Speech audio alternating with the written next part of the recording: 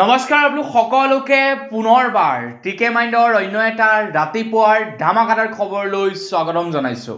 অন্য দিনৰ দৰে আজিও আপোনালোকৰ বাবে দিনটোৰ কেইবাটাও গুৰুত্বপূৰ্ণ খবৰ লৈ আহিছো। ভিডিঅ'টো প্ৰথমৰ পৰা শেষলৈকে চাই থাকিব। আজি হৈছে শ্ৰীমন্ত শংকৰদেৱৰ তিৰুভাৱ তিথি। সকলোকে শ্ৰীমন্ত শংকৰদেৱৰ তিৰুভাৱ তিথিৰ বহুত বেছি শুভেচ্ছা জনালো।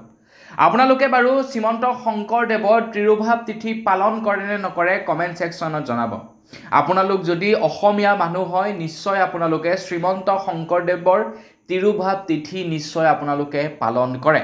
তো আপোনালোকে যদি পালন কৰে তেনেহ'লে কমেণ্ট ছেকশ্যনত কিন্তু মহাপুৰুষজনাৰ বিষয়ে লিখিবলৈ নাপাহৰিব। আগবাইছো আজিৰ প্ৰথমটো খবৰ ফালে। প্ৰথম খবৰটো ওলাইছে মহাপুৰুষ শ্ৰীমন্ত শংকৰদেৱৰ লগতেই জড়িত। মহাপুৰুষ শ্ৰীমন্ত শংকৰদেৱৰ তিৰুভাৱ তিথিৰ এদিন পূৰ্বে অৰ্থাৎ 24 আগষ্ট তাৰিখৰ দিনাখন খবৰ ওলাই পৰিছে প্ৰায় 7,000 নামতীয়ে একেলগতে থিয় নাম অনুষ্ঠিত কৰে। থিয় নাম মানে থিয় হৈ তেওঁলোকে শ্ৰীমন্ত শংকৰদেৱৰ নাম লয় 7,000 একেলগতে মহিলাই। আৰু এই কৰ্মভাগী আয়োজন কৰা হৈছিলে হাউলিত শংকৰী সত্ৰীয়া সংস্কৃতিৰ অপূৰ্ব সম্পদ থিয় নাম 7,000 আইমাতৃৰ দ্বাৰা পৰিৱেশন কৰা হয়। আৰু যোৱাকালি সেই অনুষ্ঠানত অসমৰ মুখ্যমন্ত্ৰী ডক্টৰ হিমন্ত বিশ্ব শৰ্মাদেৱো উপস্থিত থাকে। তো বন্ধু বান্ধৱীসকল আপোনালোকে সুন্দৰকৈ কমেণ্ট ছেকশ্যনত লিখিবলৈ নাপাহৰিব মহাপুৰুষ শ্ৰীমন্ত শংকৰদেৱৰ বিষয়ে। আৰু লগতে শ্ৰীমন্ত শংকৰদেৱৰ তিৰুভাৱ তিথিৰ এদিন পূৰ্বেই হাউলিত 7,000 মহিলাই একেলগতে মিলি থিয় নাম প্ৰদৰ্শন কৰে। তো তেওঁলোকৰ হৈ লাইক এটা কিন্তু কৰি থৈ যাব। আগবাইছো ইয়াৰ পাছৰটো খবৰ ফালে। আপোনালোকে বাৰু টিকটক এপ্লিকেশ্যনটো ব্যৱহাৰ কৰিছিলে নে কমেণ্ট ছেকশ্যনত জনাবচোন। 2020 চনতেই আমাৰ ভাৰতৰ পৰা টিকটক এপছটো বন্ধ কৰি দিছিলে। অকল টিকটকেই নহয়, টিকটকৰ লগতে প্ৰায় 59টা এপ্লিকেশ্যন বন্ধ কৰি দিছিলে আমাৰ ভাৰতবৰ্ষত। তো আপোনালোকে বাৰু টিকটকত ভিডিঅ' বনাইছিলে নে নাই বনোৱা কমেণ্ট ছেকশ্যনত জনাব। মই কিন্তু এনেই অলপ চলপ কেতিয়াবা কিবা বনাইছিলোঁ। আপোনালোকে বনাইছিলে নে নাই বনোৱা টিকটকত ভিডিঅ' কমেণ্ট ছেকশ্যনত জনাবলৈ কিন্তু নাপাহৰিব। তো এতিয়া টিকটক আমাৰ ভাৰতলৈ পুনৰ ঘূৰি আহিব বুলি খবৰ ওলাই পৰিছে। কিয়নো আপোনালোকে যদি গুগলত এতিয়া চাৰ্চ কৰে টিকটক তেন্তে তেওঁলোকৰ ৱেবছাইটটো আপোনালোকে দেখা পাব। কিন্তু প্লে ষ্টৰত যদি আপোনালোকে টিকটক এপছটো চাৰ্চ কৰে তেন্তে আপোনালোকে টিকটক এপছটো দেখা নাপাব। কিন্তু গুগলত যদি চাৰ্চ কৰে তেন্তে টিকটকৰ ৱেবছাইটটো আপোনালোকে দেখা পাব। যাৰ কাৰণে নেকি এতিয়া একাংশ লোকে ভাবিবলৈ বাধ্য হৈছে যে আমাৰ ভাৰতবৰ্ষত টিকটক হয়তো ঘূৰি আহিব।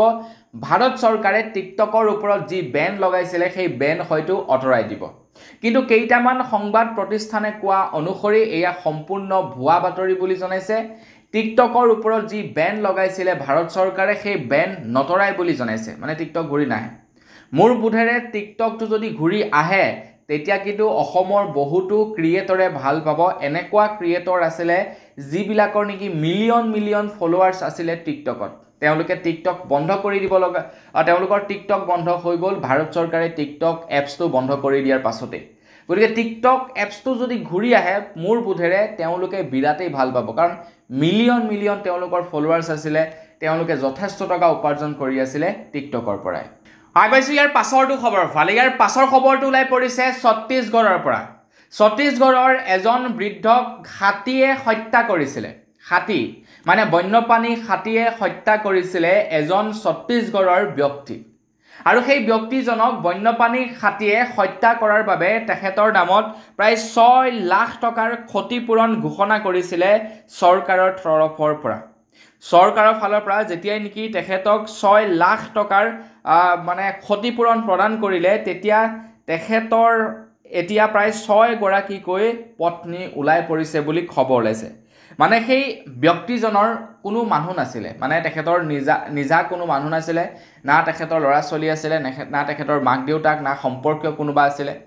তো যেতিয়াই নেকি 6 লাখ টকাৰ ক্ষতিপূৰণ ঘোষণা কৰি দিলে ছত্তীশগড়ত তাৰ পাছত তেখেতৰ 6জনীকৈ মাইকী ওলাই পৰিলে। বাপেকে জীৱিত থকা অৱস্থাত এজনীও মাইকী নাছিলে।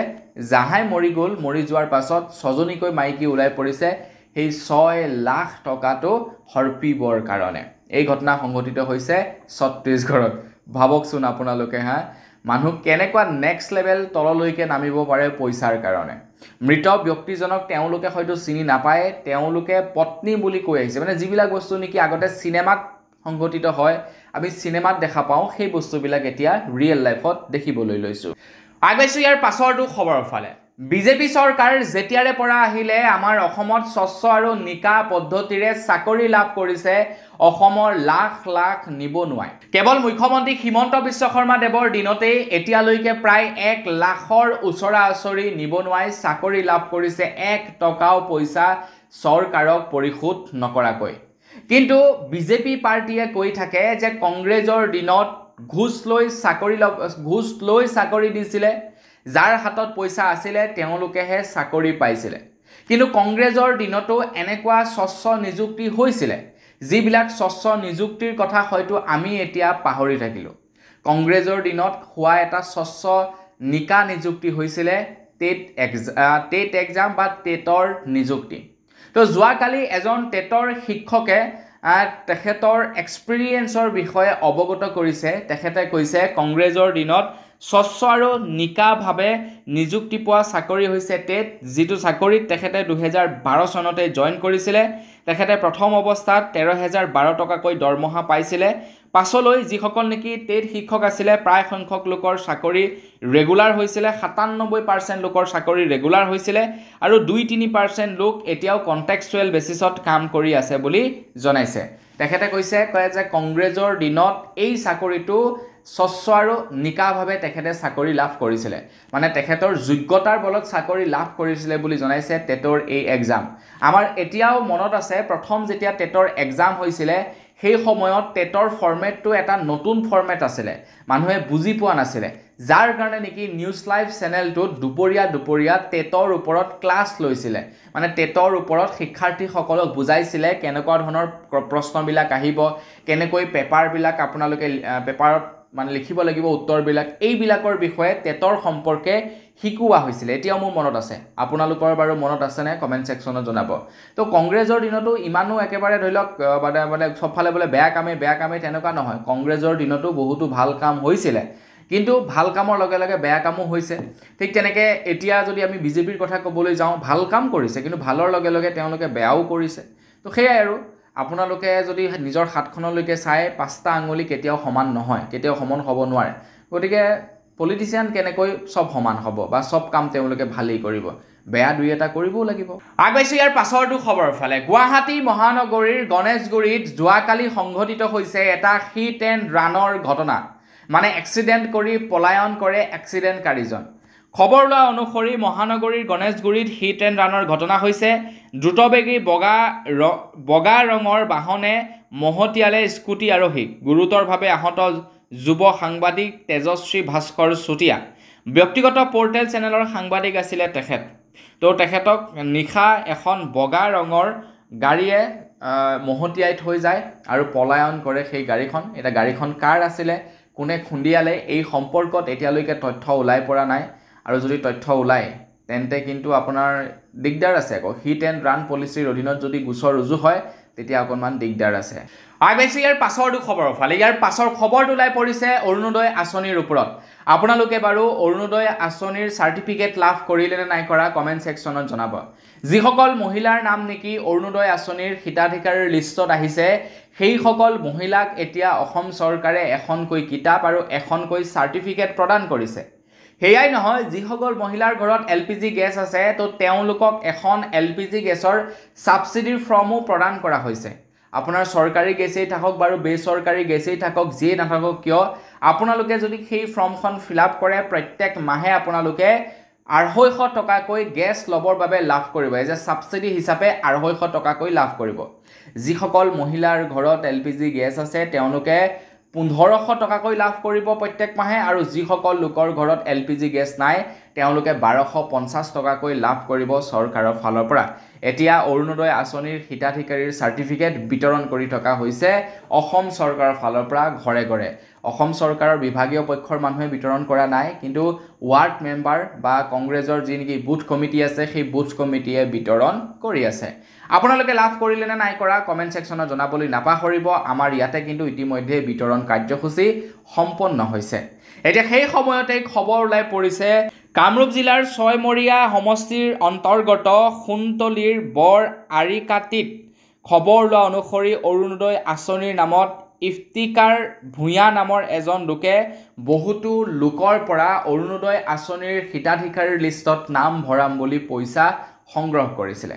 আৰু এতিয়া যিহেতু অৰুণোদয় আঁচনিৰ চাৰ্টিফিকেট বিতৰণ কৰি থকা হৈছে, সেই চাৰ্টিফিকেটত তেওঁলোকৰ নাম নাপায় একাংশ মহিলা এতিয়া খঙত মানে টিঙিৰি তোলা হৈ পৰিছে আৰু সেই ব্যক্তিজনৰ পৰা ধন ঘূৰাই বিচাৰিছে। চৰকাৰী আঁচনিৰ নামত দালালগিৰি কৰিছিলে এই ব্যক্তিজনে আৰু তেখেতক এতিয়া ৰাইজে মানে হাৰি যাবলৈ দিয়া নাই। হয়তো তেখেতৰ এগেইনষ্টত হয়তো চাগে গোচৰো ৰুজু কৰিব পাৰে। আৰু কেনেবাকৈ যদি গোচৰ ৰুজু কৰি দিয়ে ন, বৰ বেয়াকৈ ফচিব কিন্তু, কাৰণ চৰকাৰে বাৰম্বাৰ কৈ আছে যে অৰুণোদয় আঁচনিৰ নামত, মহিলা উদ্যমিতা আঁচনিৰ নামত কোনেও 1 টকাও নল'ব, কোনেও 1 টকাও নিদিব। গতিকে তেনে অৱস্থাত যদি তেখেতৰ এগেইনষ্টত গোচৰ ৰুজু কৰি দিয়ে ন, তেখেত যদি বিভাগীয় কোনোবা মানুহ হয় বা তেখেত দলীয় মানুহ হয়, লগে লগে কিন্তু বৰখাস্ত কৰিব। আগবাইছে ইয়াৰ পাছৰটো খবৰ ফালে। বিগত 5 বছৰত আমাৰ ভাৰতবৰ্ষৰ বহুতো ৰাজহুৱা সম্পত্তি ব্যক্তিগতকৰণ কৰিলে। বিগত 5 বছৰে নহয়, বিজেপি চৰকাৰ অহাৰে পৰা আমাৰ ভাৰতবৰ্ষত বহুতো ৰাজহুৱা সম্পত্তি ব্যক্তিগত খণ্ডৰ হাতলৈ গতাই দিছে যে আমি চলাব নোৱাৰিছোঁ, এই ব্যক্তিগত খণ্ডসমূহ তোমালোকে লৈ লোৱা। যেনে এয়াৰ ইণ্ডিয়া হৈ গ'ল। এয়াৰ ইণ্ডিয়া আগতে আমাৰ ভাৰতৰ আছিলে, ভাৰত চৰকাৰৰ আছিলে, তাৰপাছত টাটা গ্ৰুপ অফ কোম্পানীক তেওঁলোকে দি দিলে।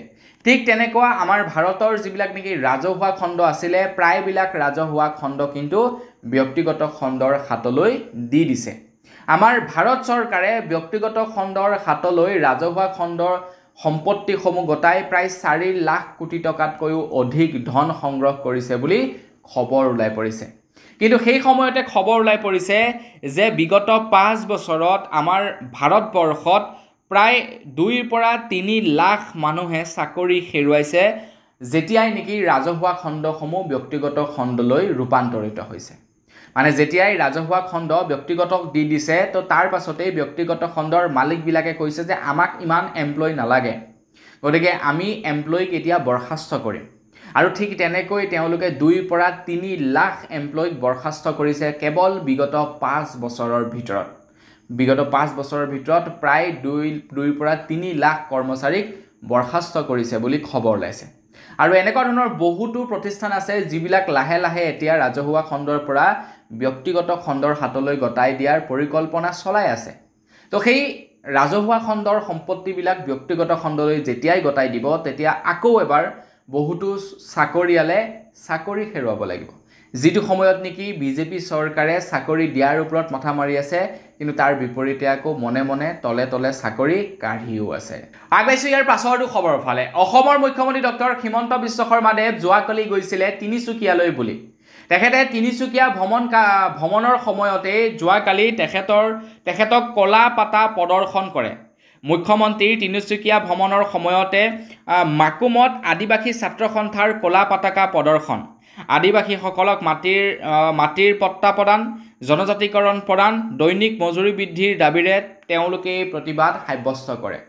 তো তেওঁলোকক জনজাতিকৰণ কৰক বা নকৰক, নহয় জানো, তো মানে তেওঁলোকে যিখিনি নেকি দাবী উত্থাপন কৰিছে, সেই দাবীসমূহ তেওঁলোকক দিয়ক বা নিদিয়ক, কিন্তু তেওঁলোকৰ দৈনিক যিটো নেকি মজুৰি, সেই মজুৰিটো মোৰ মতে বৃদ্ধি কৰি দিব লাগে। তেওঁলোকক যি মজুৰি প্ৰদান কৰা হয় 230 টকা নে 240 টকা প্ৰদান কৰে, সেইটো তেনেই নগণ্য আজিৰ ডেটত। এট প্ৰেজেণ্ট টাইম অনুসৰি সেই মজুৰিটো তেনেই নগণ্য, যিটো মজুৰিয়ে নেকি এখন ঘৰ বাদ দিয়ক, এজন ব্যক্তি ভালদৰে বৰ্তমান সময়ত চলিব নোৱাৰে। গতিকে অসম চৰকাৰে তেওঁলোকৰ মজুৰিসমূহ বৃদ্ধি মোৰ মতে কৰিব লাগে। আৰু তেওঁলোকে যি দাবী উত্থাপন কৰিছে, সেই দাবীসমূহ যাতে সোনকালে পালন কৰে বা মানি লয় অসম চৰকাৰে, তাৰে কামনা কৰিছোঁ। কাৰণ 26ৰ নিৰ্বাচন আহি আছে। কংগ্ৰেছক যেনেকৈ অঁতৰাই পঠাইছিলে, যেনেকৈ উফৰাই পঠাইছিলে জনসাধাৰণে, আপোনালোকে যদি জনসাধাৰণ বিৰোধী কাম কাজবিলাক কৰি থাকে, কেইজনমান মানুহে আপোনালোকক জিকাব নোৱাৰে, গোটেই অসমৰ মানুহে ভাল পাব লাগিব, তেতিয়াহে কিন্তু আপোনালোকে আকৌ গাদীত বহিব পাৰিব। এনেকুৱা ধৰণৰ কাম কাজবিলাক যদি কৰি থাকে, 2-এজন ব্যক্তিৰ মনত যদি আঘাত সানি থাকে, তেন্তে কিন্তু 26ৰ নিৰ্বাচন আপোনালোকৰ কাৰণে জটিল হ'ব। আগবাইছোঁ ইয়াৰ পাছৰটো খবৰ ফালে। ইয়াৰ পাছৰ খবৰটো ওলাই পৰিছে বীৰ লাচিত সেনাৰ ওপৰত। বীৰ লাচিত সেনাৰ ওপৰত খবৰ ওলাই পৰিছে যে বীৰ লাচিত সেনাৰ যোৰহাটৰ 2 নেতাই প্ৰায় 11 লাখ টকাৰ দাবী কৰিছিলে এখন শ্বপিং মলৰ পৰা আৰু তেওঁলোকে 11 লাখ টকাৰ দাবী কৰি তেওঁলোকৰ পদবী হেৰুৱাব লগা হৈছে বুলি খবৰ ওলাই পৰিছে খবৰ ওলোৱা অনুসৰি ধন দাবী কৰি পদ গ'ল বীৰ লাচিত সেনাৰ 2 নেতাৰ সংগঠনটোৰ যোৰহাট জিলা কমিটিৰ পৰা অব্যাহতি আদিত্য পানীফুকন আৰু সুজিত দত্তক যোৰহাটৰ শ্বপিং মলৰ পৰা 11 লাখ দাবী কৰিছিল 2 নেতাই সভাপতি আৰু সম্পাদকৰ পদত আছিল 2 নেতা আৰু 2 নেতাকে এতিয়া অব্যাহতি দিছে বোলে বীৰ লাচিত সেনাৰ পৰা এতিয়া মানে এই কোনোবা এজনৰ বিৰুদ্ধে আৰু কিবা কিবি অভিযোগ আছিলে তো তাৰ পাছতেই মানে এয়া খবৰ ওলাই পৰিছে আৰু তেওঁলোকক এতিয়া বীৰ লাচিত সেনাৰ পৰা অব্যাহতি দিছে তো কি ক'ব আপোনালোকে এই সম্পৰ্কত কমেন্ট সেকশনত জনাব মানে ধন দাবী মানে তেওঁলোকে ধন ডাইৰেক্টলি দেই মাৰ্ডাৰ কৰিম পইচা দে কিন্তু সেই হিচাপত তেওঁলোকে ধন দাবী কৰা নাই বীৰ লাচিত সেনাই কিবা এটা কাৰ্যসূচী অনুষ্ঠিত কৰিবলৈ গৈছিলে য'ত নেকি 11 লাখ টকাৰ চান্দা বিচাৰিছিলে অকল এখন আপোনাৰ দোকানৰ পৰা নহয় তেওঁলোকৰ শ্বপিং মলত কেইবাখনো দোকান আছিলে তো গোটেই দোকানখিনি মিলাই মানে 11 লাখ টকাৰ তেওঁলোকে চান্দা বিচাৰিছিলে আৰু তাৰ পাছতে তেওঁলোক আইনৰ ৰুখত পৰিব লগা হ'ল আৰু আইনৰ ৰুখত পৰি তেওঁলোকে তেওঁলোকৰ পদবী হেৰুৱাব লগা হ'ল কি ক'ব আপোনালোকে এই সম্পৰ্কত কমেন্ট সেকশনত লিখি থৈ যাব আগবাইছো ইয়াৰ পাছৰটো খবৰ ফালে ইয়াৰ পাছৰ খবৰটো ওলাইছে অসম নাগালেণ্ড সীমান্তৰ উৰিয়াম ঘাটৰ পৰা হাজাৰ হাজাৰ লোকক উচ্ছেদিত কৰিলে হাজাৰ লোকক উচ্ছেদিত কৰি চৰকাৰী ভূমিসমূহ বেদখলমুক্ত কৰিলে অসম চৰকাৰে আৰু তাৰ পাছতেই অসমৰ মুখ্যমন্ত্ৰী ডক্টৰ হিমন্ত বিশ্ব শৰ্মাদেৱে ঘোষণা কৰিছিলে যে উৰিয়াম ঘাটত এতিয়া অসম নাগালেণ্ডৰ সীমান্তত ফেন্সিং দিয়া হ'ব আৰু তাতে গছপুলি ৰোপণ কৰিব বুলি জনাইছিলে মন্ত্ৰী হিমন্ত বিশ্ব শৰ্মাদেৱে মন্ত্ৰী হিমন্ত বিশ্ব শৰ্মাদেৱে কৈছে যে নাগালেণ্ডৰ উপমুখ্যমন্ত্ৰী আৰু মুখ্যমন্ত্ৰী দুয়োজন মোৰ লগত খুবেই ভাল গতিকে তেওঁলোকক এটা ফোন কল কৰিলেই আমাৰ কাম সম্পূৰ্ণ হৈ উঠিব তেওঁলোকে স্বয়ং নিজে আহিব গছপুলি ৰোপণ কৰিবৰ কাৰণে এনে ধৰণৰ মন্তব্য কৰিছিলে কিন্তু তাৰ পাছতে আকৌ নাগালেণ্ডৰ উপমুখ্যমন্ত্ৰীয়ে কৈছে যে কোনো কাৰণতে আমি অসম নাগালেণ্ডৰ সীমান্তত অসম চৰকাৰক ফেন্সিং লগাবলৈ নিদিওঁ যদি অসম চৰকাৰে অসম নাগালেণ্ড সীমান্তত ফেন্সিং লগায় তেনেহলে নাগালেণ্ডৰ উপমুখ্যমন্ত্ৰীয়ে নিজেই আহি সেই ফেন্সিং অতৰাবহি বুলি তেখেতলোকে এখন সংবাদ মাধ্যমত মানে এখন সভাত তেওঁলোকে জনাইছে এটা কোন মানে মুখ্যমন্ত্ৰী হিমন্ত বিশ্ব শৰ্মাদেৱে কয় এভাগে আৰু তেখেতে কয় এভাগে তেখেতে কৈছে যে প্ৰথমে অসমৰ মানুহবিলাকে আহি নাগালেণ্ডৰ মাটি দখল কৰিলে তাৰ পাছত অসমে সেই সকল লোকক তাৰ পৰা উচ্ছেদ কৰি সেই মাটিখিনি অসমৰ আণ্ডাৰত নিব বিচাৰিছে গতিকে নাগালেণ্ডৰ মাটি অসমক এৰি নিবলৈ দিয়া নহব অসম নাগালেণ্ডৰ সীমান্তত যিনেকি ফেন্সিং লগাম বুলি কৈছে সেই ফেন্সিংও লগাবলৈ দিয়া নহব বুলি জনাইছে নাগালেণ্ডৰ উপমুখ্যমন্ত্ৰীয়ে আগবাইছো ইয়াৰ পাছৰটো খবৰ ফালে ইয়াৰ পাছৰ খবৰটো ওলাই পৰিছে ইউপিৰ পৰা ইউপিত এজন যুৱকে গাড়ী চলাই স্থান দেখুৱাই সামাজিক মাধ্যমত ভিডিঅ' প্ৰচাৰ কৰিছিলে আৰু তাৰ পাছতে এতিয়া যুৱকজনৰ বিৰুদ্ধে প্ৰায় 28,000 টকাৰ ফাইন লগাইছে এখন স্কৰপিঅ'ৰ বাহন লৈ যুৱকজনে গাড়ীখন ষ্টাৰ্ট দি মিনিমাম এটা স্পীডত ৰাখি গাড়ীখনৰ পৰা ওলাই আহে গাড়ীখনৰ পৰা ওলাই আহি গাড়ীখনৰ আগফালে বহে আগফালৰ বনেটটোত বহে গাড়ীৰ ওপৰত উঠে মানে গাড়ীখনৰ ডিগ্গিটোত উঠে ডিগ্গিত উঠি তেখেতে ৰিলছ বনাই সেই ৰিলছ আপলোড কৰিছিলে সামাজিক মাধ্যমত চাওকচোন কম সাহস নে গাড়ীখন ষ্টাৰ্ট দিলে হাইৱেত ষ্টাৰ্ট দি এটা মিনিমাম স্পীডত তেখেতে কিবাকে কৰি ৰাখি দিলে ৰাখি দি গাড়ীখনৰ পৰা ওলাই গ'ল গাড়ীখনৰ ওলাই গৈ প্ৰথমে বনেটটোত বহিলে মানে গাড়ীখনৰ আগফালে বহিলে তাৰ পাছত গাড়ীখনৰ ওপৰত মানে ডিগ্গিত বহিব ডিগ্গি নকৰে মানে গাড়ীখনৰ ছাদত বহিলে ভাবকচোন বাৰু কেনেকুৱা ধৰণৰ মানুহ মুঠতে ভাইৰেল হ'ব লাগে মুঠতে ভিউজ লাগে মুঠতে পপুলাৰ হ'ব লাগে আৰু তাৰ পাছত আৰক্ষীয়ে সেই ভিডিঅ'টো দেখা পাই তেখেতৰ ওপৰত 28,000 টকাৰ ফাইন লগাইছে মোৰ মতে লাইসেন্স কেনসেল কৰি গাড়ীখন জব্দ কৰি থব লাগে কাৰণ সেই সময়ত যদি বেলেগ এখন বাহন আহি থাকিলেতেন ফ্ৰণ্টৰ পৰা এক্সিডেন্টটো ধামাকা হ'লহেতেন হয় না নহয় তো তেখেতটো মানে গাড়ীখনৰ বাহিৰত আছে ন গাড়ীখনৰ ভিতৰতটো নাই বাই চান্স হঠাতে আহি গ'ল ব্ৰেকটো মাৰিব কোনে ব্ৰেক মাৰিবৰ কাৰণেতো মানুহ এটা লাগিব ন কোনো নাই ব্ৰেক মাৰিবলৈ সো গাড়ীখনকে বেন কৰি দিব লাগে, মানুহজনকো বাপেকে লাইসেন্স কেনসেল কৰি দিব লাগে। আগৈছে ইয়াৰ পাছৰটো খবৰ ফালে। ইয়াৰ পাছৰ খবৰটো ওলাইছে গুৱাহাটী মহানগৰীৰ পৰা। গুৱাহাটী মহানগৰীত এটা নৰ হত্যাৰ ঘটনা ওলাই পৰিছে। স্বামীয়ে নিজ পত্নীক হত্যা কৰি 15 দিনে ঘৰৰ ভিতৰতে ৰাখিছিলে আৰু একেলগতে সহবাস কৰিছিলে 15 দিন ধৰি পত্নীৰ সৈতে স্বামীয়ে। ভাবকচোন কেনেকুৱা মেণ্টেলিটিৰ মানুহ। প্ৰথমে পত্নীক মাৰিলে, পত্নীক মৰাৰ পাছত 15 দিন পত্নীৰ সেই মৃতদেহটোৰ সৈতেই ঘৰৰ ভিতৰতে থাকিলে। খবৰ লোৱা অনুসৰি 15 দিনে মৃত পত্নীৰ সৈতে সহবাস স্বামীৰ। মহানগৰীৰ লংকেশ্বৰ কৈলাশপুৰত বন্ধ কোঠাৰ ভিতৰত মহিলাৰ মৃতদেহ উদ্ধাৰক লৈ চাঞ্চল্য। মিনু বেজবৰুৱা নামৰ মহিলাগৰাকীৰ মৃত্যুৰ কথা লুকুৱাই এপশেক ধৰি একেটা কোঠাতে আছিল স্বামী ৰিংকু দাস। ঘটনা সংক্ৰান্তত জালুকবাৰী আৰক্ষীয়ে আটক কৰিছে ৰিংকু দাসক। এটা কিহৰ কাৰণে মাৰিছিলে, ইয়াৰ উদ্দেশ্য কি আছিলে সেই সম্পৰ্কে এতিয়ালৈকে বাৰু গম পোৱা নাই। জালুকবাৰী আৰক্ষীয়ে খুব সোনকালেই সেই সম্পৰ্কত আমাৰ আগত অৱগত কৰিব। কিন্তু ভাবকচোন প্ৰথমে মাৰিলে, মৰাৰ পাছত একেলগতে 15 দিন সময় সহবাস কৰিছে, মানে একেটা কোঠাতে একেলগতে আছে পত্নীক হত্যা কৰি। দেখিছে কেনেকুৱা মানুহ। আগবাইছোঁ ইয়াৰ পাছৰটো খবৰ ফালে। ইয়াৰ পাছৰ খবৰটো ওলাই পৰিছে নগাঁৱৰ পৰা। খবৰ ওলাই পৰিছে নগাঁৱৰ NRC অফিচৰ পৰা NRCৰ নথি গৈ কাবাৰী পালেগৈ। নগাঁৱৰ NRC অফিচৰ পৰা যিবিলাক নেকি প্ৰয়োজনীয় নথি আছিলে সেই নথিসমূহ কাবাৰীত গৈ ওলাইছে বুলি এটা ৰিপৰ্ট ওলাইছে। আৰু এইটো ভুৱা বাতৰি নহয়, কিন্তু এইটো প্ৰকৃত সত্য বাতৰি। নগাঁৱৰ NRC অফিচত যিবিলাক কাগজপত্ৰ পৰি আছিলে, যিবিলাক কাগজপত্ৰ নেকি আমি যুগুত কৰি চৰকাৰক দিছিলোঁ, যিবিলাক নেকি আমি ফৰ্ম ফিলআপ কৰিছিলোঁ, এতিয়া নগাঁও ডিষ্ট্ৰিক্টৰ কাগজখিনি নগাঁও ডিষ্ট্ৰিক্টৰ NRC অফিচত আছিলে আৰু তো সেই কাগজসমূহ কাবাৰীত ওলাইছে বুলি খবৰ ওলাই পৰিছে। তো নগাঁৱৰ জিলা আয়ুক্তই কৈছে যে যিখিনি কাগজ নেকি বৰ্তমান বাহিৰত ওলাইছে সেই কাগজখিনি অলৰেডি ডিজিটেলাইজ কৰি সেইবোৰ কম্পিউটাৰত ষ্ট'ৰ কৰি থোৱা হৈছে বুলি জনাইছে। গতিকে চিন্তা কৰিব নালাগে বুলি সেইফালে জনাইছে। কিন্তু কোনোবা লোকে, কোনোবা দুষ্ট চক্ৰান্তকাৰীয়ে সেই কামটো কৰিলে বুলি জনাইছে। নগাঁৱৰ NRC অফিচৰ কাৰ্যালয়ৰ পৰা সেই ডকুমেণ্টসমূহ নি সেই ডকুমেণ্টসমূহ কাবাৰীক বিক্ৰী কৰিছে বুলি জনাইছে। মানে তেওঁলোকে গম নোপোৱাকৈ কোনোবাই সেই কাগজসমূহ বিক্ৰী কৰিছে, নথিপত্ৰসমূহ। কিন্তু ভয় কৰিব নালাগে বুলিও কৈছে নগাঁৱৰ জিলা আয়ুক্তই। জিলা আয়ুক্তই কৈছে যে সেই কাগজখিনি অলৰেডি ডিজিটেলাইজ কৰিবৰ কাৰণে সেইসমূহ কম্পিউটাৰত ষ্ট'ৰ কৰি থোৱা হৈছে। গতিকে সেই ক্ষেত্ৰত আমি ভয় কৰাৰ প্ৰয়োজন নাই বুলি জনাইছে নগাঁৱৰ জিলা আয়ুক্তই। আপুনি বাৰু এই ভিডিঅ'টো ক'ৰ পৰা বৰ্তমান চাই আছে কমেণ্ট ছেকশ্যনত জনাই থৈ যাব। আগবাইছোঁ ইয়াৰ পাছৰটো খবৰ ফালে। ইয়াৰ পাছৰ খবৰটো ওলাই পৰিছে মাৰ্ঘেৰিটাৰ পৰা। অসমৰ মুখ্যমন্ত্ৰী ডক্টৰ হিমন্ত বিশ্ব শৰ্মাদেৱে ঘোষণা কৰিছে যে মাৰ্ঘেৰিটাত নিৰ্মাণ কৰা হৈছে 50 মেট্ৰিক টন জাবৰ নিষ্কাশন কৰিব পৰা এটা ৰিচাইকেল ফেক্টৰী, য'ত নেকি জাবৰ নিষ্কাশন কৰিব পৰা যাব আৰু জাবৰৰ পৰা জৈৱিক সাৰ প্ৰস্তুত কৰিব পৰা যাব বুলি জনাইছে।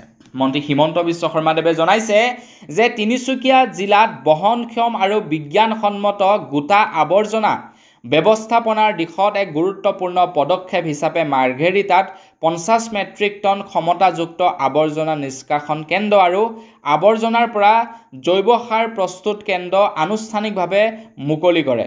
বিগত বৰ্ষৰ 5 জুনত প্ৰায় 6 কোটি টকা ব্যয় সাপেক্ষে প্ৰকল্পটো নিৰ্মাণ কাৰ্য আৰম্ভ কৰা হৈছিল বুলি জনাইছে। এটা জাবৰ জোথৰ কিমান বৃদ্ধি পাইছে ন?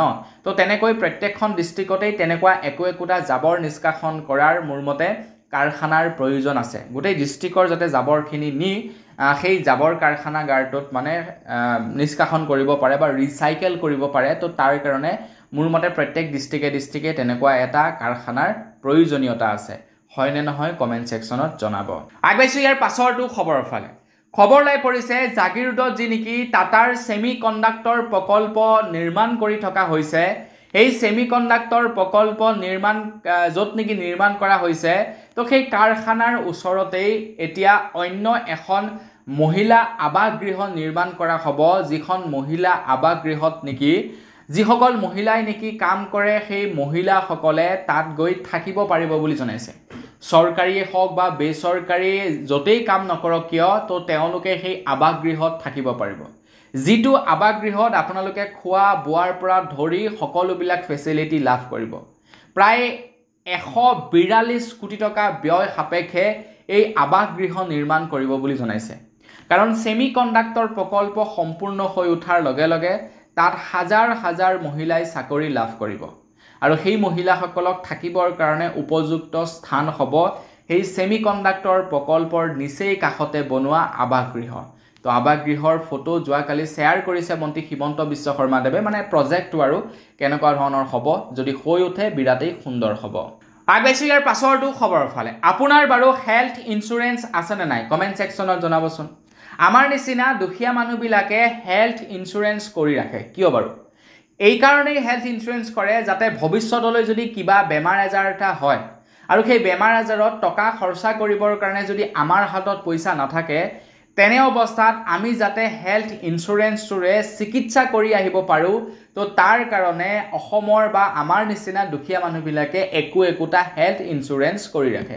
এতিয়া মোৰো এটা আছে হেল্থ ইন্সুৰেন্স বৰ বিশেষ টকাৰ নাই বাৰু আপোনাৰ 5-6 লাখ মান টকাৰ এটা হেল্থ ইন্সুৰেন্স আছে তো বছৰি 5-6 লাখ টকাৰ ইন্সুৰেন্স পাম তো ঠিক তেনেকৈ মোৰ নিচিনাকৈ একাংশ লোকে হেল্থ ইন্সুৰেন্স কৰি ৰাখে এতিয়া মই যিটো হেল্থ ইন্সুৰেন্স কৰিছোঁ বাজাজত কৰিছোঁ তো তেওঁলোকৰ ফেচিলিটিটো হ'ল কি লখিমপুৰ ডিষ্ট্ৰিক্টতে থকা এখন চিকিৎসালয় যিখন নেকি খুব ডাঙৰ চিকিৎসালয় ডক্টৰ দাস বুলি যিখন ডাঙৰ হস্পিটেল আছে তাত মই বিনামূলীয়াকৈ চিকিৎসা কৰিব পাৰিম মানে কেছলেছ চিকিৎসা মোৰ যি বেমাৰেই নহওক কিয় মই 1 টকা খৰচা নকৰাকৈ মোৰ বেমাৰ ঠিক কৰি আহিব পাৰিম সেইবাবে মই মানে কৰি থৈছোঁ ঠিক তেনেকৈ মোৰ নিচিনা বহুতো মানুহে তেনেকৈ চিকিৎসা লাভ কৰিবৰ কাৰণে হেল্থ ইন্সুৰেন্স কৰি ৰাখে কিন্তু সেই সময়তে এতিয়া খবৰ ওলাই পৰিছে যে কিছুমান কোম্পানীয়ে এতিয়া কেছলেছ হেল্থ ইন্সুৰেন্স বন্ধ কৰি দিছে কোম্পানী নহয় মানে কিছুমান হস্পিটেলে কেছলেছ যেনেকি প্ৰক্ৰিয়া আছে 1 টকাও নিদিয়াকৈ ৰোগীয়ে চিকিৎসা কৰি আহিব পাৰে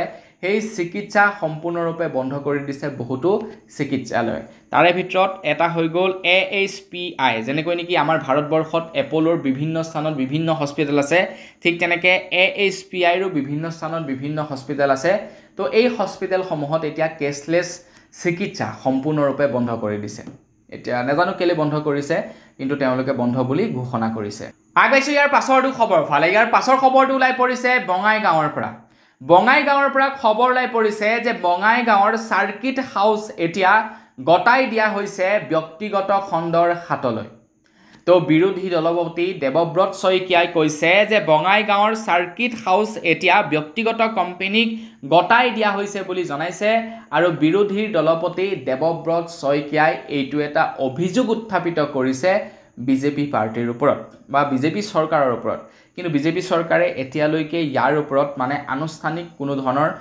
কনফাৰ্মেশ্যন দিয়া নাই যে সঁচাকৈ ব্যক্তিগত খণ্ডৰ হাতলৈ এৰি দিলে নেকি আগবাইছো ইয়াৰ পাছৰটো খবৰৰ ফালে এই কেইদিন আমাৰ অসমত মহিলা উদ্যমিতা আঁচনিৰ চেক বিতৰণ কৰি আছে মন্ত্ৰী হিমন্ত বিশ্ব শৰ্মাদেৱে চেক বিতৰণিৰ প্ৰত্যেকখন অনুষ্ঠানতে লাখ লাখ মহিলা আহিছে আৰু মহিলাসকলৰ সন্মুখত ভাষণ দিছে মন্ত্ৰী হিমন্ত বিশ্ব শৰ্মাদেৱে আৰু সেই সময়তে মাজে মাজে তেখেতে বিজেপি পাৰ্টিৰ প্ৰচাৰ কাৰ্যও চলাই আছে তেখেতে ভোট বিচাৰিছে এইখাৰ কথা মই কোৱা নাই এইখাৰ কথা কৈছে কংগ্ৰেছৰ তৰফৰ পৰা ৰকিবুল হুছেইনে কৈছে যদিহে মন্ত্ৰী হিমন্ত বিশ্ব শৰ্মাদেৱে এই 10,000 চেকখন বিতৰণী কাৰ্যসূচীত বিজেপিৰ হৈ তেখেতলোকে ভোট বিচাৰিছে বা তেখেতকে ভোট দিবৰ বাবে মানুহক অনুৰোধ কৰিছে তেনেহলে সেইটো পাৰ্টিৰ হৈ কাম কৰা বুজায় আৰু এইটো এটা সম্পূৰ্ণৰূপে আইন বিৰোধী বুলি জনাইছে তেখেতে কৈছে যেতিয়া নেকি ইন্দিৰা গান্ধী প্ৰধানমন্ত্ৰী হৈ আছিল ইন্দিৰা গান্ধী প্ৰধানমন্ত্ৰী হৈ থাকোতে